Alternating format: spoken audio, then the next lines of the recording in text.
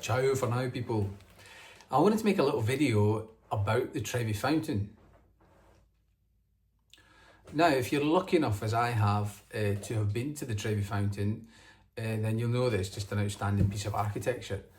It's been in the news in the last couple of days. It's been a lot, I've read a lot of articles from the US press and British press because it's starting to charge people €2 just to look at it, yeah? Just to not do anything, just to go into the actual square and look at it.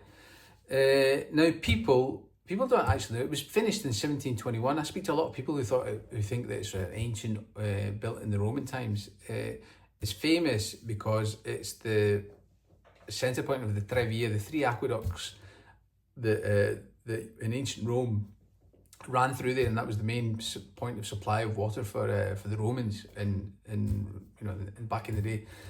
But it was built, the actual fountain or the architecture, the building around it was finished in 1721, so it's quite recent. Just a bit of information for you.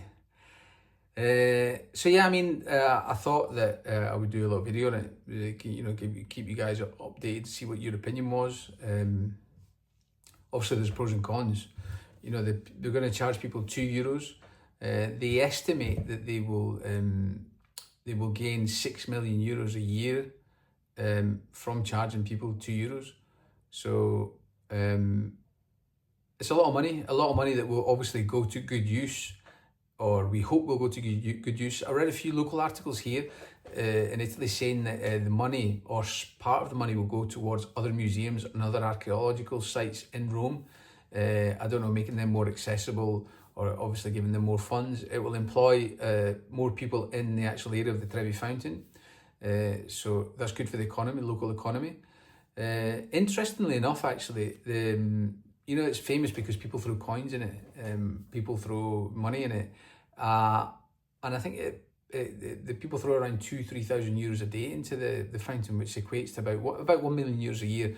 So it's 6 times. They're going to gain 6 times more that from charging people €2 to go in. I mean, obviously it will help maintain the structure. It will help police it better, shall I say. In fact, I remember I read years ago now, I read an article saying that it was an American couple who they got married in Rome and they wanted to hire the Trevi Fountain out for the night or the whole day, and they were surprised when the local government said, no, you can't, it's not for hire. The Trevi Fountain is not for hire. So it gives you a sort of feeling of what it is to the locals. It's not for hire, it's part of the furniture. It's part of the furniture for them, and they're not going to be charged the €2. The €2 are only for tourists. So if you live in Rome or the surrounding area, the province of Lazio is the province that Rome is in. It's also the football team.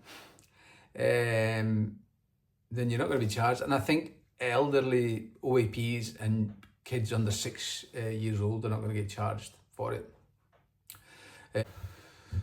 Obviously the cons are, people are saying, well, where does it stop? Where's it going to stop? In 5 years' time, they're going to charge me €3 or whatever just to look at the Colosseum. It's a sort of, it's unprecedented. I don't think it's ever happened in Italy where people have just been charged for looking at something. It's in the open air.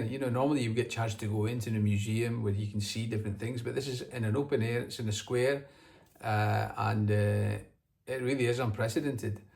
So, there's a lot of people here saying, exactly where does it stop? I mean, they can understand that you're bringing more money in, helping the local economy, but yeah, where does it stop? And also sort of tale of 2 Italys, one for the tourists and one for the locals. In this case, it's going to help the locals, but in other cases, it goes against the locals.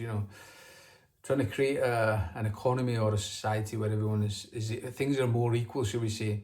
I mean, my personal take on it, as well as we always go back to the sort of capitalist view that money can buy you anything.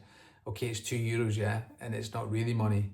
But it is, we're moving away. I think there's a Greek politician, I can't remember his name, I can, but I can't say his name. He was the finance minister when the Greek crisis 10, 20, 12 years ago. And I've been watching videos about him. He speaks good sense. We're not in capitalism anymore. We're in techno-feudalism. So it's charging people for seeing things? Is that really the way forward? Can we not out of the box? Can we not think out of the box and try something different? I don't have the ideas, but maybe talking to you guys, maybe I don't know, what do you guys think? Is it good? Is it a good idea to charge people €2 just to look at the Trevi Fountain, or is it not? Or are there other things we can do to to have this same desired outcome that we want, which is better, better managed, better cleaned, better policed, in a way that the people coming in, the flow of people is managed better. Also the wider complications, or the wider view is, are people going to stop?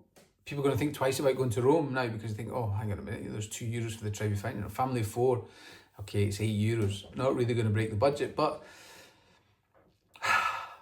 I don't know, guys.